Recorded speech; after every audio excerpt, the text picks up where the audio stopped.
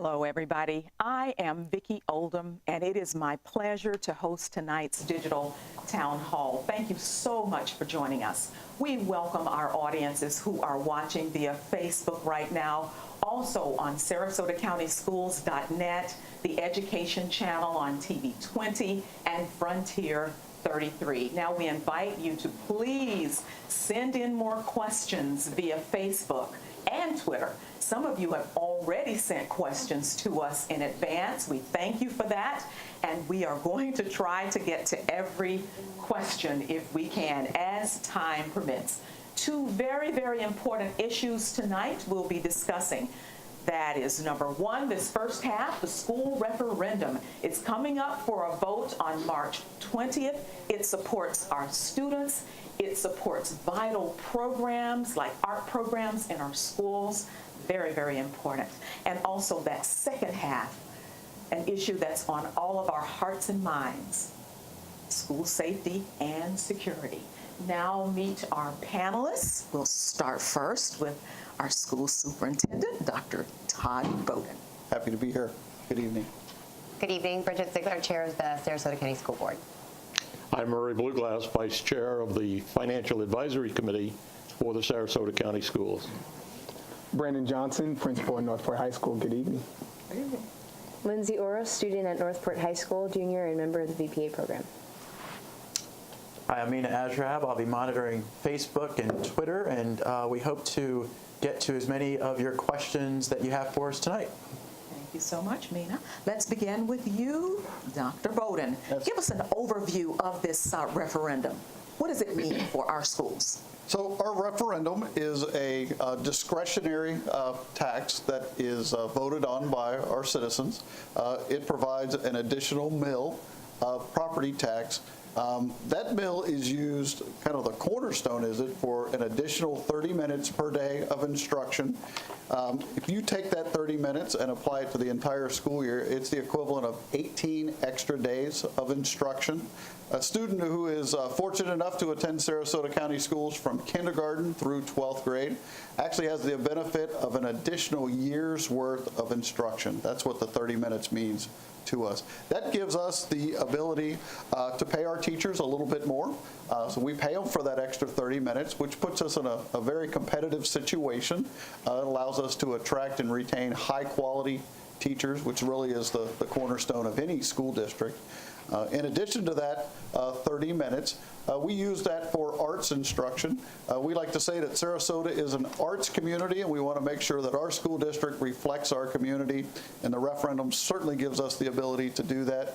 We also use referendum dollars to support a variety of programs to include our STEM offerings, science, technology, engineering, and math. It really is what sets us apart. We're able to do things for our students that other school districts simply cannot. Not because they don't want to, they just don't have the physical resources to do that.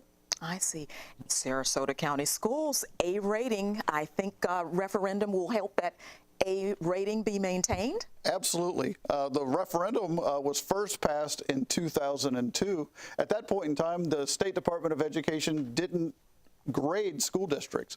That didn't start until 2004. But since 2004, we're one of only 2 school districts in the state of Florida to receive that A grade continuously. So as long as the Department of Education has been grading school districts, Sarasota County has been an A, and we're certainly proud of that. And the referendum is certainly crucial in our ability to keep and maintain that A. We have a lot to be proud of in this district. Murray, I have a question for you. Pedro called asking about clarity on that millage. What exactly does that mean? Well, we all pay taxes, and particularly for real estate. So our homes are taxed to provide services to the community, in addition to schools, police, fire, etc. So a mill is really 1% of the value of your home. In Sarasota County, if your home is valued at $200,000, then 1% of that would be $200. And that would be the tax that you would have paid for this referendum 16 years ago. That tax hasn't changed in 16 years. That same $200 has applied. So it has not increased.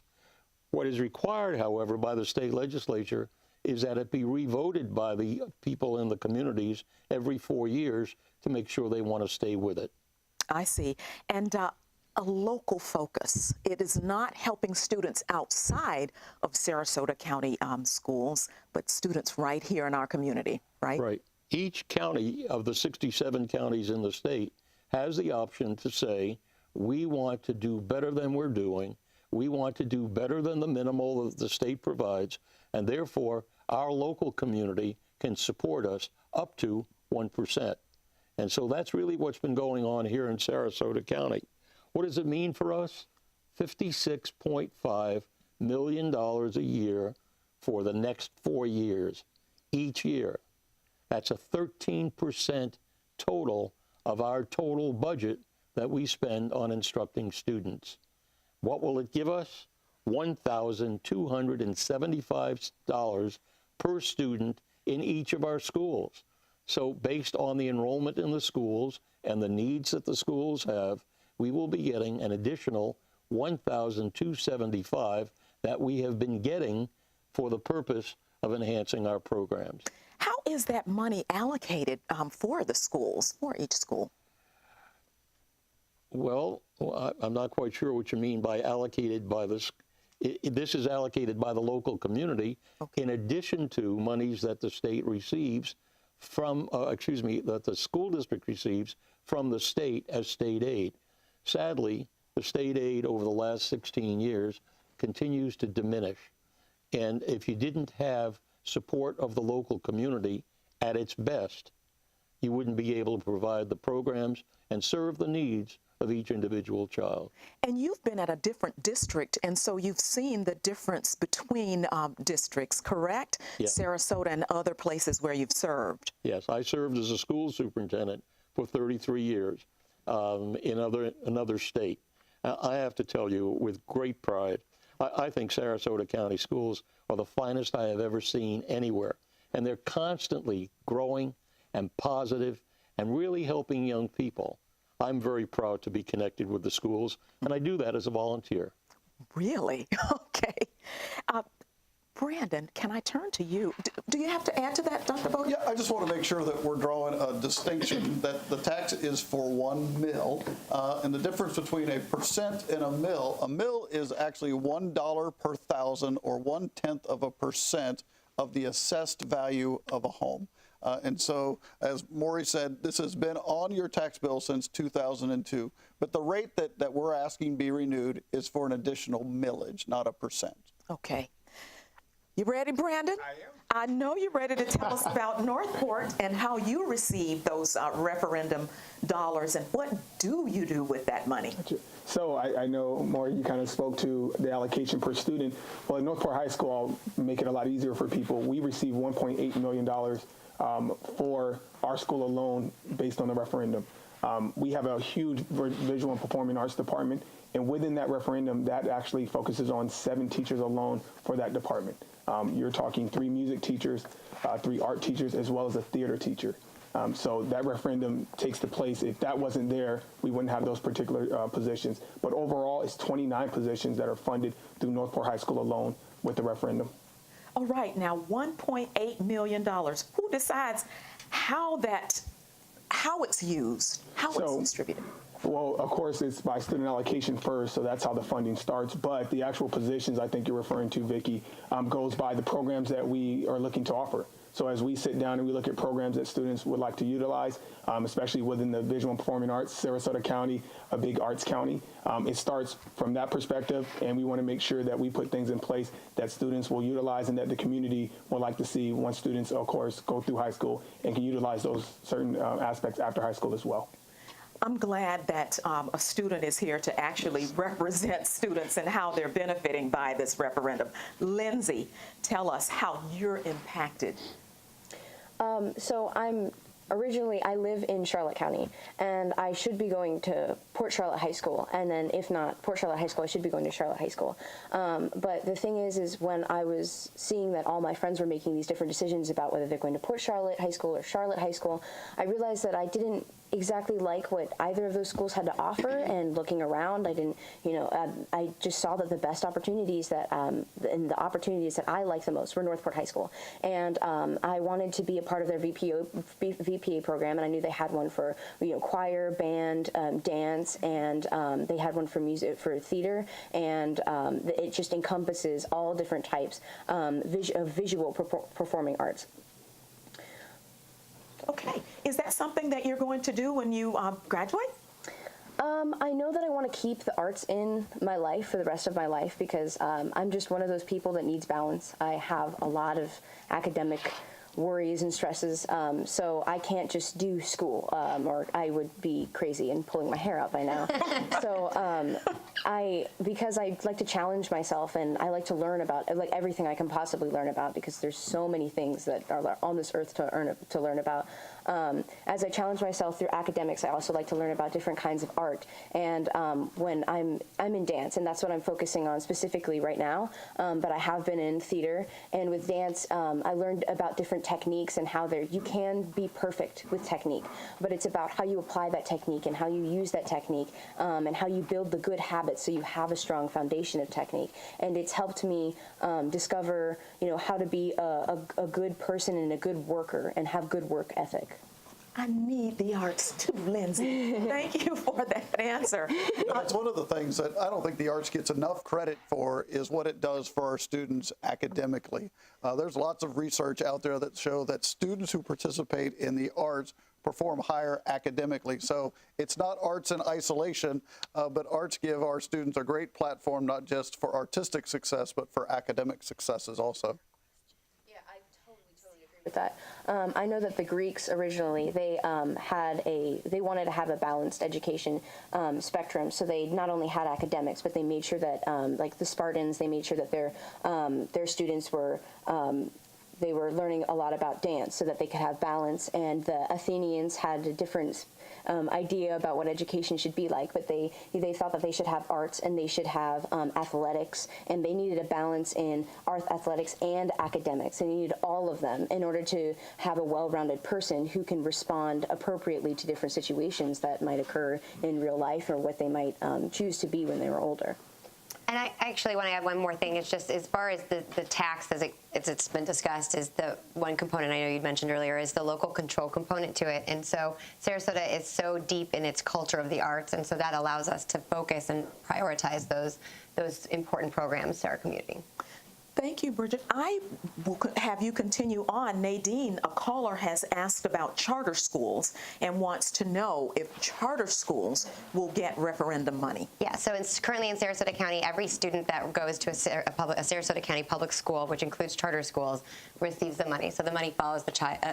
The money follows the child to the school that they go to, with the base student allocation of $1,275. So, yeah.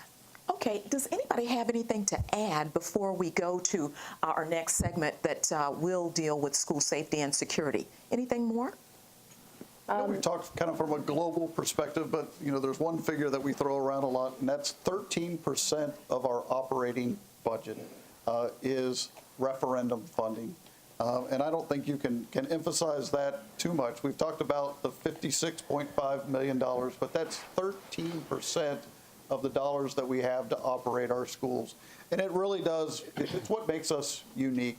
And I certainly think that a point of emphasis, being that surrounding counties are seeking this tax for the first time, is to just emphasize repeatedly that this is a renewal and has been on our tax bill since 2002. And yes. Just really quickly, Vicki, I'm a senior citizen, and I believe that the schools are the heart of any community. And if the schools run well and they achieve and students achieve, the community achieves. So I can tell you, because there are lots of senior citizens like me in Sarasota County, we really believe in the schools. It is not only good for us, it is good for everything that's happening in this community. So A plus B equals C, vote yes. Well, you've seen the signs up all throughout the county. I know I have. Thank you so much, everybody, for joining us for this segment. A reminder, the referendum vote is March 20th. Next half, safety and security. Stay right where you are.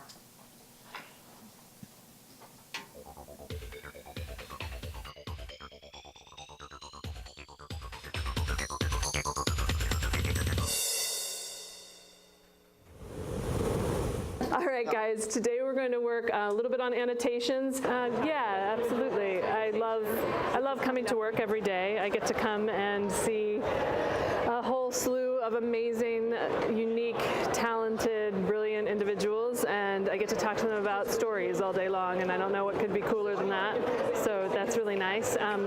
It's also a place where I'm able to see a number of students grow and change and develop who they are and develop their own voices, and that's a really exciting, amazing process to be a part of.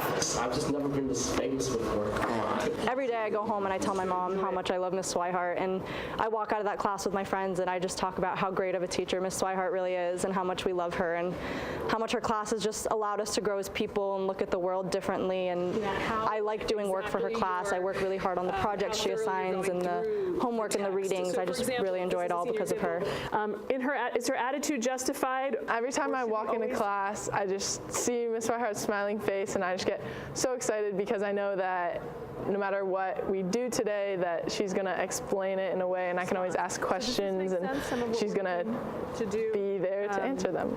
I'll show you one more example. You can use your own voice when you're responding. She's always like helping us, and no matter what we do, she's always supportive of what we do, and she tries her best to help us succeed in her class and also in other classes. Like, she'll give us advice on her past experiences in school if we need it, and she's always just been a teacher that's been there for us. What I want you to do now is I want you to get into groups. Miss Swihart has an energy and an attitude that students just take to. The minute you meet her, you want to learn in her class, you want to know what she has to say, and it's just an enjoyment of being in the class for students. 2018 Sarasota County Teacher of the Year, S. Swihart. It continues to be very humbling, I think, because I do work with, there are so many amazing teachers and staff members. I mean, really everybody I know here at Riverview, and I'm sure throughout the county, but so many people really come together to make a community of a school, and it's not just one person. So I'm incredibly honored, but I also hope to be a good representative for all of the voices of the staff and other teachers who grind for each other and grind for the school and mostly grind for the students. Thank you for supporting us. When you support teachers, you support students. Thank you.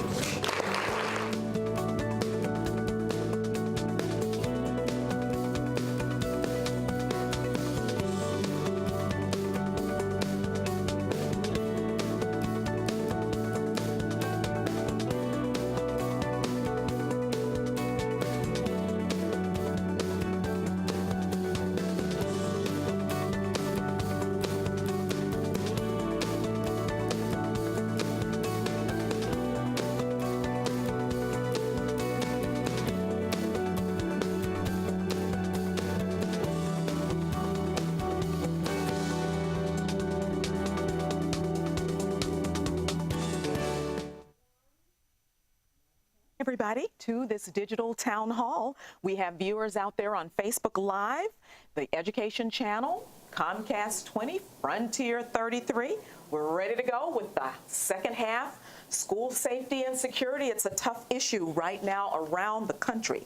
Dr. Bowden is still here. He was with us for the first half, and the school board chair, Bridget Ziegler, is still here. But we have 5 new guests. Introduce yourselves, guests. Officer Sean Hammett, a police officer with Venice Police Department, currently a school resource officer assigned to Venice High School and Venice Elementary. Good evening, Scott Limpy, Assistant Superintendent for Operations with the school board.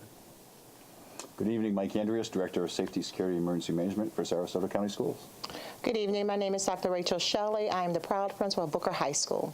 Good evening, my name is Corinthia Sappho, and I'm a parent of a sophomore and a senior at Booker High School. And Mina is back. Yes. I don't think I ever left. He'll be taking questions. We'll be taking questions. And I got to say, Lindsay from Northport High School is getting a lot of love on social media. So that was really good. Great, great. Scott, let's talk to you and start out with your description of our Safe Campus initiative in the district. Gosh, that's an hour-long show all in itself just to answer that question. I'll try to give you the Reader's Digest version. So I guess in the past, I've always referred to our safety and security initiative as kind of a four-pillared stool, beginning with knowing something about the people that have access to our children, knowing something about the physical security of our campuses, our tremendous relationship with local law enforcement, the sheriff, and all the municipal police departments, and then the school's ability to develop, practice, and then implement safety and security plans. And I still think those four legs are important. I think what's probably changed a bit in the last month or so is when I talk about the leg that is our relationship with local law enforcement, expanding that now to a conversation that says, how do we get an armed presence in all of our schools? And then maybe adding or at least reinforcing our continued focus on the mental and emotional health of our students. So that kind of encapsulates some things. I want to peel the onion back just a little bit on the physical security aspect of that plan. If you're a visitor to our schools, what should you expect to see, or what's our goal in all of our schools to be able to see as you arrive? So we would like first to see what we call single point visitor access control. That is a campus design that would drive all visitors to one point. Aside from climbing a fence, there's only one way to get onto a campus. When you come onto that campus, if you don't have a badge like this that says you belong there, we'll put you through a system called Raptor and give you a badge that says you do temporarily belong on campus. You'll be in a secure box that is the reception area. And in order to leave that box, there's a physical barrier between visitors and students. So you'll be buzzed through a button to get onto the active side where students are. Once there, you'll see a number of things. Right now, today, we have about 5,000 active cameras in our district that are centrally monitored. The advantage of central monitoring is they now become a proactive rather than a reactive tool for safety and security. 21st century intercom systems that are linked to strategically placed emergency buttons, panic buttons, so I can let people know if something is happening on campuses. 21st century lock sets that make sure that teachers, if their doors don't automatically lock, they can lock them from inside. Electronic access control on all of our exterior doors.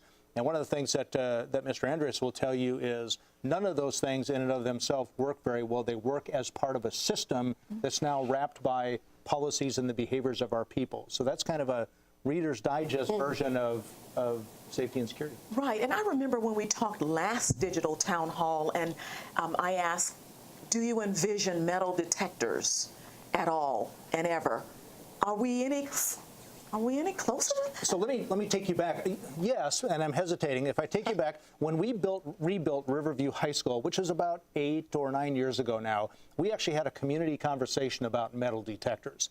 And we kind of came to the conclusion, working with parents, teachers, and citizens, that I guess I would say Sarasota as a community wasn't ready for metal detectors. Interestingly enough, not a half an hour ago, I was talking with one of Dr. Shelley's students who said, I asked her what would increased safety and security look like on your campus, and metal detectors are one of the things we talked about. So I think it's a conversation, if it's on the minds of our students, it needs to be on our minds. And so I think it's one of those things that we need to talk about. This is an ever-evolving policy, it seems. Things are changing every day. Bridget, lawmakers acted quickly on that school safety bill. Talk about how that impacts us here in Sarasota. Well, after the tragedy in Parkland, Florida, Dr. Shelley and myself had the opportunity to go to Tallahassee and bring forward some of our thoughts and concerns. Both of us had the opportunity to meet with some students and some parents, and also we had an executive session prior to that to kind of collect where the various components are. As Scott had mentioned, it's not a one solution, it's a multifaceted solution. So after a day-long work session, I mean, it was pretty impressive to see the governor quickly, 3 days later, come full force with a full action plan. I know there was a lot of debate up in Tallahassee between the Senate and the House, and for a variety of reasons, but we've found ourselves with some flexibility as it relates to the school districts that will move forward. But I would also say that in Sarasota, as we have had continuous discussions, as we knew Tallahassee would be continuing to have work out some issue or options and proposals, we are working with what we also know we have here and not waiting, essentially, to see what lawmakers were ultimately going to do. Here's a related question from someone, Shannon. Will there be armed guards at each school? Mr. Andreas. Well, that remains to be seen. So we have 4 options on the table, essentially, and so it spans, runs a spectrum from SROs in every school to some appointed armed personnel on campuses. So we already have SROs on our campuses, but we are certainly looking into expanding our armed capabilities on campuses. A big question. And if I could clarify, just because I even before tonight had some people reach out, and there's just a lot of concern, and there's a lot of, I think, misguided information or lack of understanding. So there is some flexibility out there given the safety bill that passed up in Tallahassee, and each district of the 67 counties that exist in Florida will be coming up with the right solution, which works for their local respective county, and that's including Sarasota as well. And I want to hear from you, Dr. Bowden, on this issue of arming teachers. Well, the bill specifically prohibits the arming of a classroom teacher. So that option is off the table. There are other personnel who could be candidates to carry a firearm, but that's something that, we have a great relationship with our local sheriff. He put forth a Marshall Plan. We're looking at that proposal. I think where we are in our deliberations, be it metal detectors or marshals or SROs, is that we're not taking any option off the table. Is this idea that we have to do better, that you continually move forward in the area of safety and security. So I don't know that we're at the position now where we want to eliminate any option that's available to us. We've had 2 executive sessions with our board.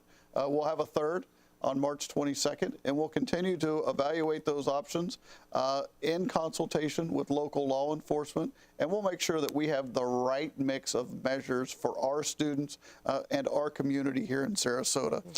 And our chair's statement is spot on, is that in this particular issue, what the state has done is said, here are some options that are available to you, and to say you've got to find the right mix for your local community.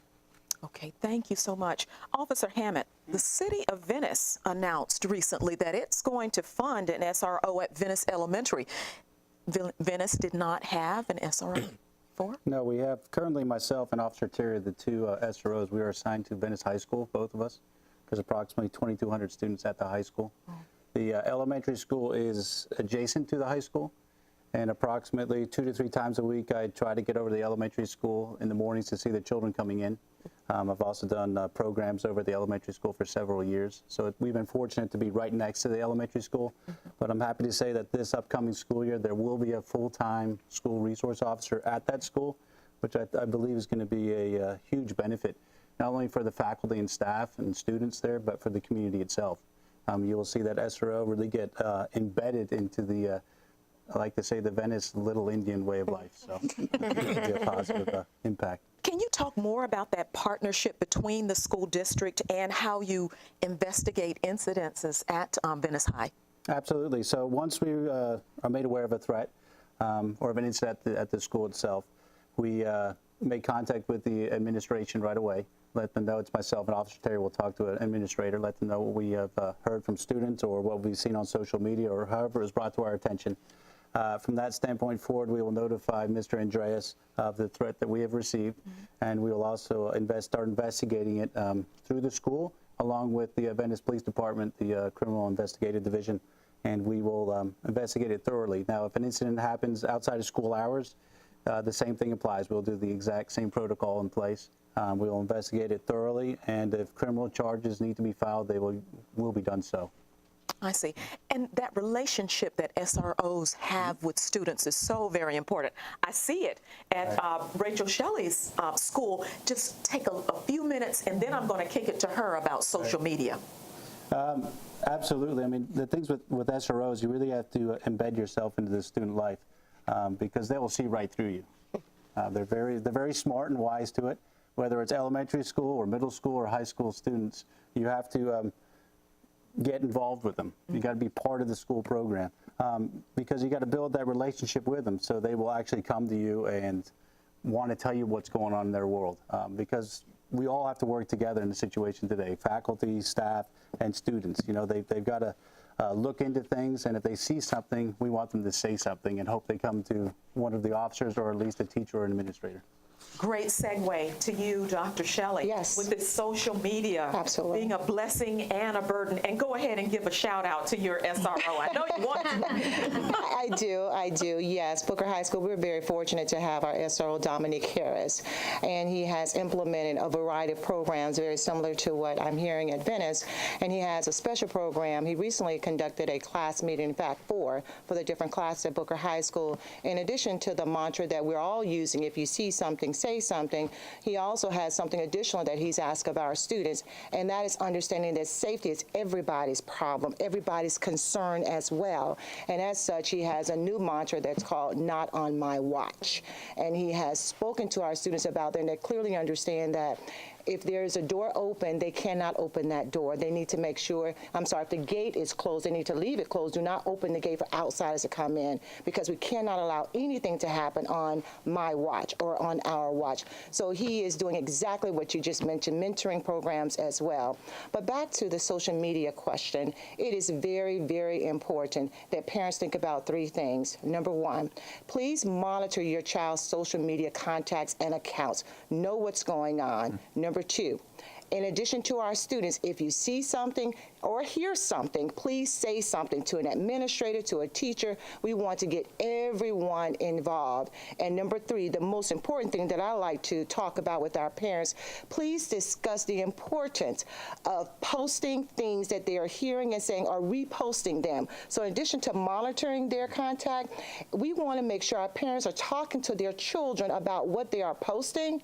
And something important, too, is reposting things. Oftentimes, our law enforcers are running in circles. If we find something, we're dealing with it, and then we have students that are continuously reposting it. It makes it a challenge for all of us. So, again, we want to make sure they are monitoring what their child is doing on social media. Number two, if they see something or hear something, they need to say something. And number three, speak to your child about the importance of making sure if they're seeing something posted, more importantly, about the responsibilities when it comes to posting things. I'm so sorry to tell you this, but we will adhere to our district and school policy. So when our students are making social threats, there are times that we need to give them a very serious consequence.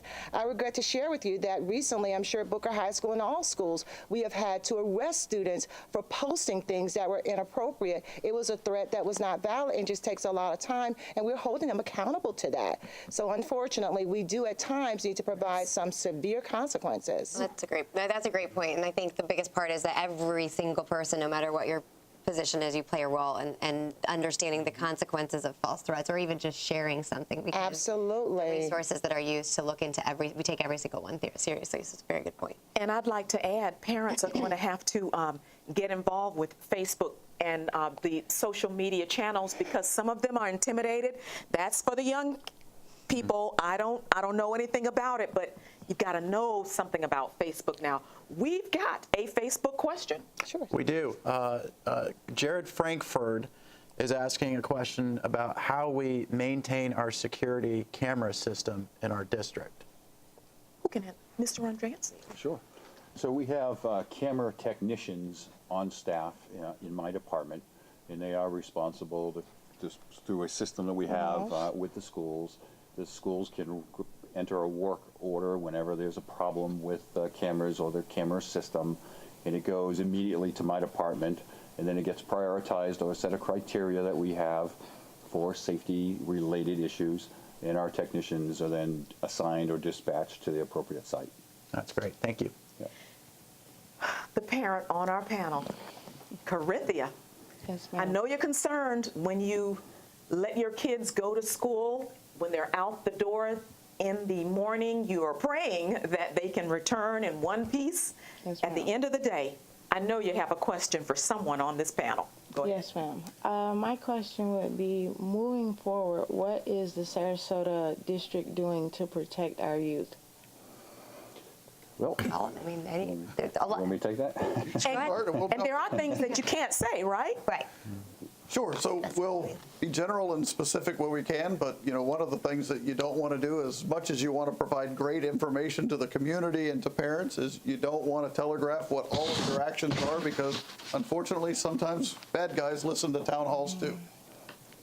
Having said that, Mike, you want to start, and we'll jump in as you go. Yep, absolutely. So what we're implementing here is a system of safety security. So all the elements that make up a system can be evaluated, assessed, and then improved upon. And then you can look at a system, you can determine what's working well, what's not working so well, and what we need to add to it, and in some cases what we need to take away. And so we are doing that in a quantifiable way to look at our systems and assess where we need to improve. So it involves policy, improved policy, it involves hardware, it involves software, it involves human-based security, it involves improving the physical assets on our campuses. It involves all of these things working together. Our communications systems, our emergency plans, our policies, our partnerships with our law enforcement personnel.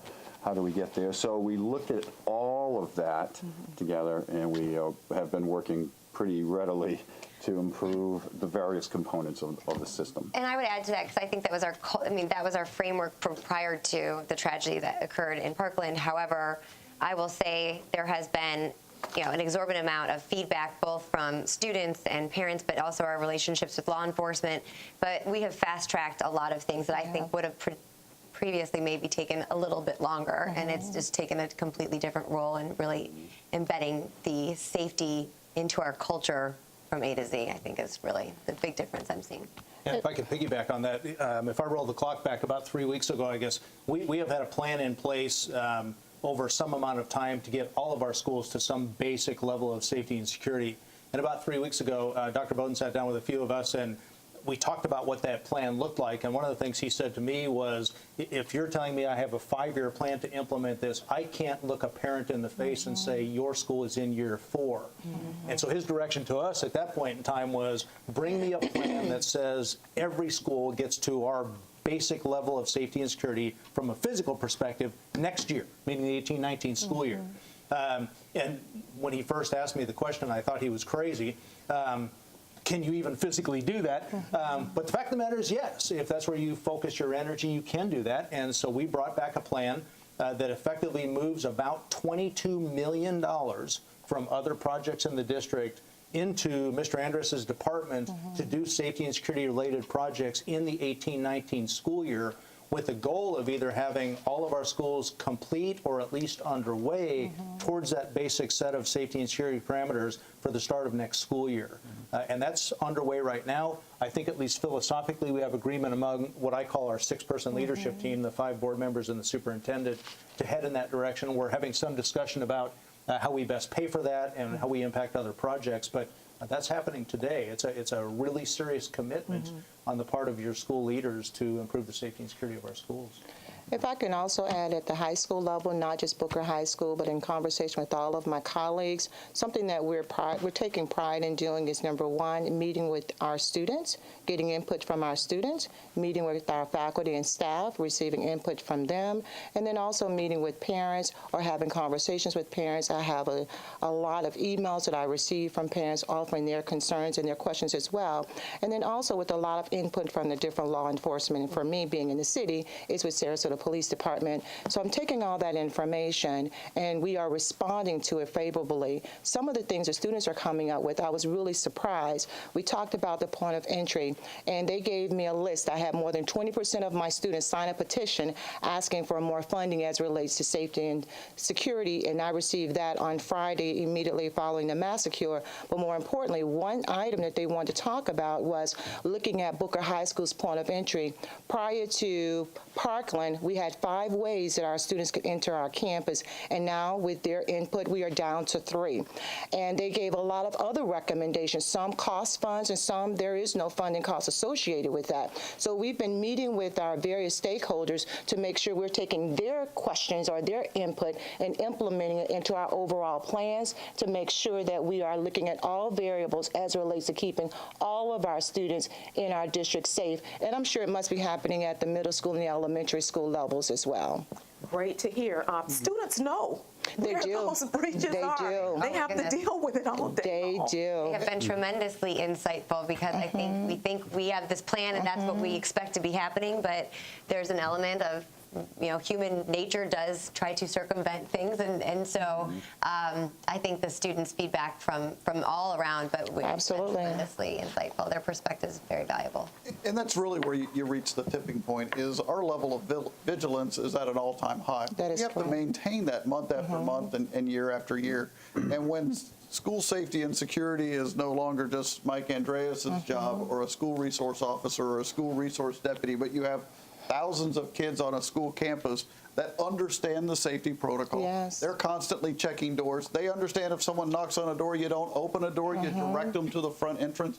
We can spend literally millions of dollars altering the physical environment of our schools, but if our students don't buy in, you can defeat our security system with a flip-flop. Right. You can post a door. You can jam a door and open it up for someone to come later. And so it's not just about a school resource officer. It's not just about fencing, but it's how all of that works together, but how a school community says, hey, there's a door propped open, and telling someone that that shouldn't be. They know their environment better than anyone else. That is so correct. when safety becomes everyone's job, I love that saying, not on my watch. When we get to that point, I mean, think about the thousands of eyeballs that are keeping watch over a campus. We have some great school resource officers, but our high school campuses, some of them are 60, 70 acres. Think about that. And so it's about the students and the staff and the faculty all working together to make sure that the systems in place are being used and reinforced on a daily basis. But it's that vigilance. Everybody wants to talk about safety and security. We're 1 month out from Parkland. Are we going to have this level of vigilance a year from now? And I would go back, if you look at all of the tragedies, the one thing that almost always happens is there's a level of complacency that comes into play. Right. And so I'm hoping as these conversations continue, and this does not just go back to, oh, that was a horrible tragedy that happened, until the next, God forbid, one happens, that everyone holds each other accountable, because, again, we all play a role. There's absolutely no way to do this in isolation. And we have to talk about mental health, too. The mental health of students and former students. So much was missed with this Parkland issue. You've got a question, Mina? I do. I think Scott alluded to this. How long will it take to harden all of our schools, security-wise? I'll have a whole lot better feel for that in about 4 months. What we're in the process of doing right now is there are a lot of this work we can't do by ourselves. It's going to take architects, it's going to take engineers, it's going to take construction management firms, and then all of the trades that do these things. So we engaged them last week, and if we want to accelerate this program that we already had in place, but accelerate it, what's your capacity to be able to do that? So I feel like the direction that I've gotten from the superintendent is get it underway in those schools where you can have it in place for the start of school, which would mean August of 2018. There are campuses that, just because of the magnitude of the project, I don't know that it's realistic to have them completed by the start of school, but to have them underway by the start of school. So certainly I would look for, I hate to put a date out there because I'll be held to it, but by the time we get to next summer, I would think that our schools are all going to meet that basic requirement that's been in our 5-year plan. And again, I think I want to add to that's one component of multiple components, and that while we will work to harden, the word harden is going to mean various things to various people. And so having a benchmark, as the school board evaluates the different ways, the realities, the capacities to get these things done, is the other element of everyone playing a role, because it's not just the hardening of schools. So just want to make sure from a time standpoint that that's understood. Great. Facebook question. Yeah, we've got some action going on Facebook in particular. A lot of people want to know about social media platforms. We mentioned mental health. Can we, as a district, ban social media platforms, let's say Snapchat? Is that a possibility for the district? Well, certainly you have the ability to do some geofencing, where you say geographically you can make certain apps not available, but the root of our problem is not what's taking place on school campuses. It's what's taking place in homes and in the community. We receive information through various social media platforms, in off hours. I mean, it's not uncommon to get that information at 2 a.m. on a Saturday night. And so it's not just about geofencing our school campuses off, although I think that helps. It's about monitoring those platforms on a consistent basis. And I never want to talk about social media without talking directly to our students and say, you cannot relay connotation through social media. Is we are going to read what you post on social media in the worst possible light. And so when you say something, I will tell you, we're going to take you at your word. So if you say you're going to do something on a school campus, then I'm going to say you're going to do something on one of our school campuses. There is no, I was joking, I was just kidding. If you say it, we're going to believe you. And I want to tell you, we're going to interpret it in the worst possible way. Because that's our obligation to our students. But I also think that it goes beyond just the threat level. It's also the way in which it impacts our students' lives and the negativity that often we find in social media. It wasn't around when I was in high school, and that was bad enough. So I can't imagine the exacerbation that it's existing with social media. So, but I don't know that there's any one place if we, if we disable it on the school grounds. I mean, does that allow it to completely be gone off school hours? I don't know. I think it's a deeper rooted cultural discussion that we really need to be having with our students and our community as a whole. Agreed. I want to interject here a conversation that I heard on the news today about whether it's going to be increasing that zero tolerance policy or getting more guidance counselors to help with mental health issues on school campuses. So what is it going to be? Who'd like to take that one? Well, I think the answer is yes. Okay. You've got to take a variety of approaches. You cannot ignore the social emotional component of this. You can't ignore that you need additional capacity and safety and security just to deal with the volume of information that's out there. I mean, we live in an age where there's just so much information and it's getting forwarded and circulated. And so there is no one answer that addresses this, but you've got to address it from a variety of fronts. We've talked about physical environments. We've talked about school personnel. School personnel goes beyond, law enforcement and security, but it goes into guidance counselors, social workers, making those connections. I think one of the lessons from Parkland was this student was expelled. And so essentially that student left their school community and they believed that they were safe from that student because they had put them out of their community. And certainly that proved not to be the case. And so making sure that we keep tabs on these students, that we know that they're being brought to the attention of law enforcement and staying diligent. It's not just about what happens on school campuses, but the communities that surround them. You've said that often. Is there lessons from Parkland? Do superintendents go to, say, a conference and talk about best practices that may be working, may not be working so well? I had an opportunity to spend the day with 17 superintendents last week.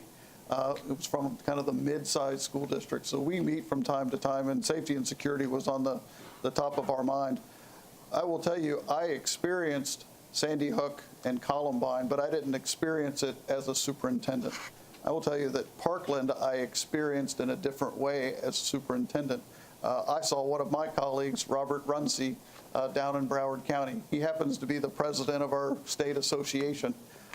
So to see his reaction, to see the way he worked in the aftermath, I think it made every superintendent, I think it made every school board member, I think it made every director of safety security, every principal say, what if that were my campus?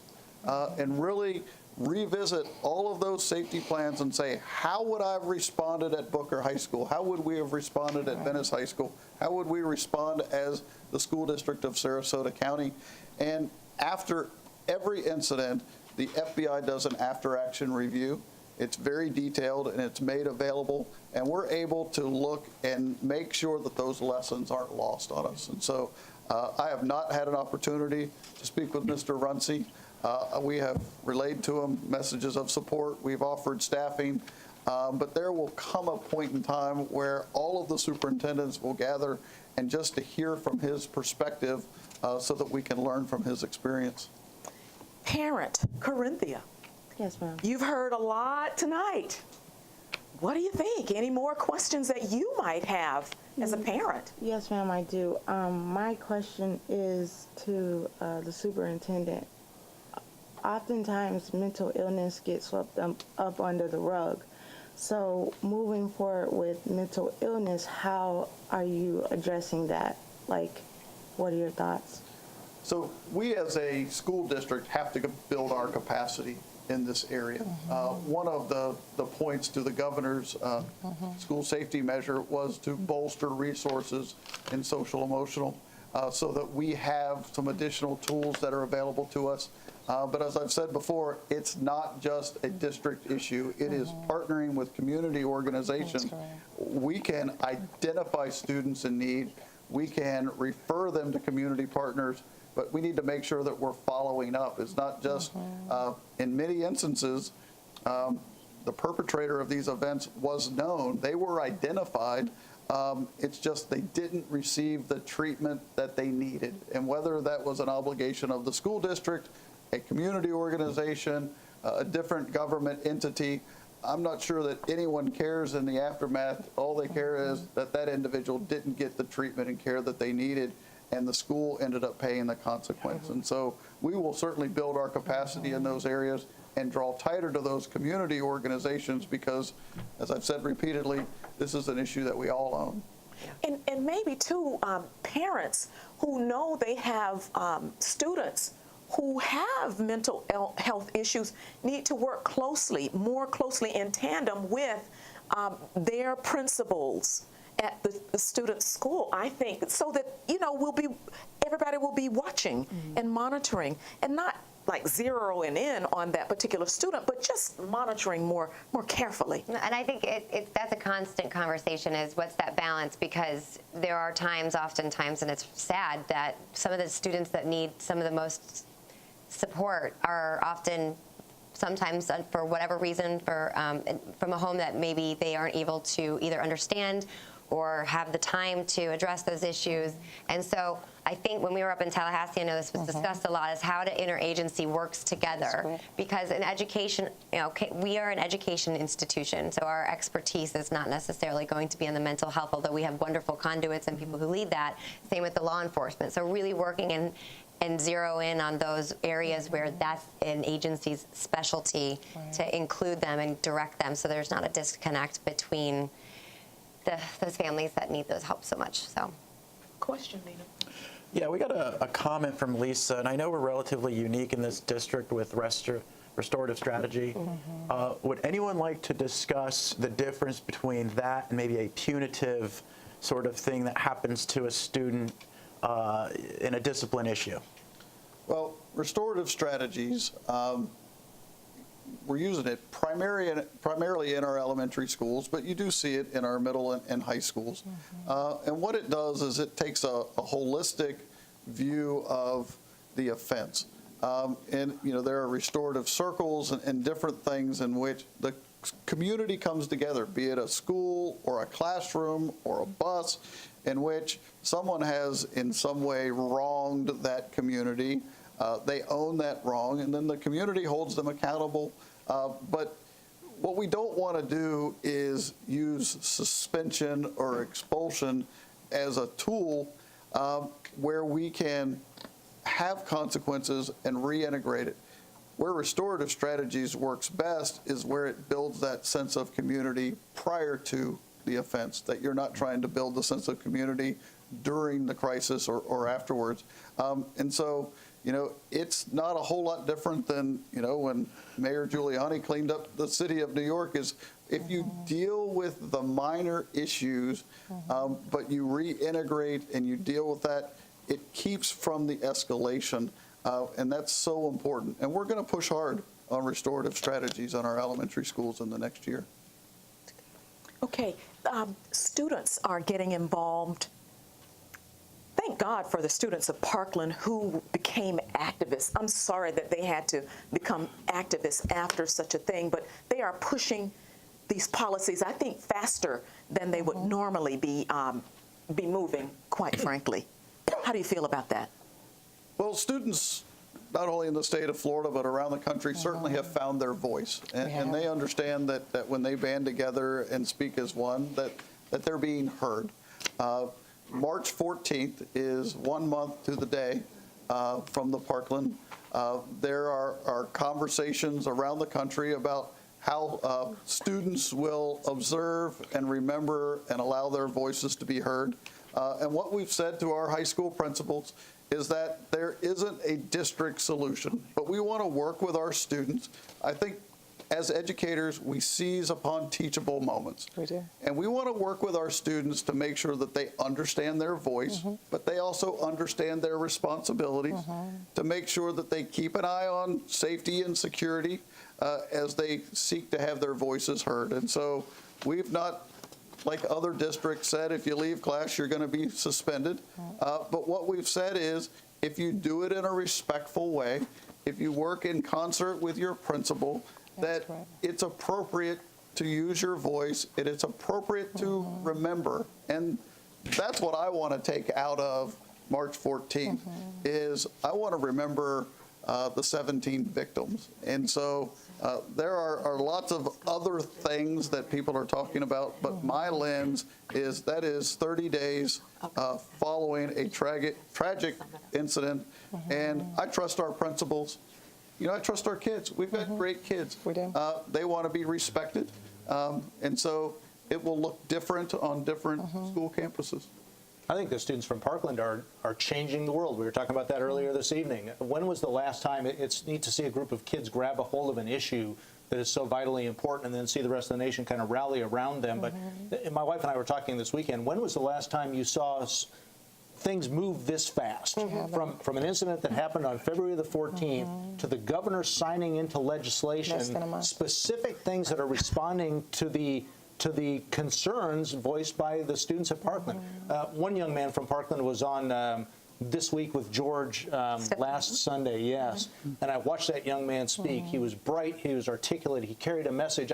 I see that group of kids changing the world in a really meaningful way. I agree, and I don't think it's unique to Parkland, although I understand that hit them to a passionate level. And we had a young gentleman, Stephen Miranti, who was part of our workshop up in Tallahassee, and he was remarkable. But I would say even the feedback that I've received, and I'm sure other board members or people around this table have received from their students, and I think it's spawned a new generation of amazing leadership, and it's very encouraging. And I'm sad that it had to take a horrible, horrible tragedy, but it's inspiring, gives me goosebumps, because it's just, you've seen a new wave of leadership come forward. Gives me goosebumps too. Anybody else would like to add anything before I have you, Scott, sum up this discussion? Gosh, well, I guess the predecessor to Mr. Andres' office was a man by the name of Darrell Rica. Darrell used to use the phrase all the time, education first, safety always. And I really like that phrase. Still today, I think it has meaning, because it recognizes that the reason we exist is to educate our kids and do that in a really powerful way. But that doesn't happen unless our kids and their parents know that they're coming to work in a safe environment. Our parents entrust us every day with the most precious things in their life. That is their babies. David Jones's word, the principal at Sarasota High School. But they entrust us with their most precious thing, and with that comes an obligation to do everything we can to return them at the end of the day in the same way we got them at the beginning of the day. And so that's why I think this discussion is so incredibly important. I think that the leadership of our district is going at this in a thoughtful but time-sensitive way. And I think we're going to be better in 6 months than we were today. We're better today than we were 6 months ago. Absolutely. Thank you so much. And let's everybody be vigilant. This is our district, and we're proud of it. And we want to keep the kids in this district safe, and the teachers. We are out of time, everyone. Thanks so much for joining us. Thank you so much for this two-way dialogue. And remember, March 20th, the referendum vote. If you have more questions, or if you'd like to offer feedback, you can email us, schoolsafetyfeedback@sarasotacountyschools.net. See you next time, everybody. I'm Vicki Oldham.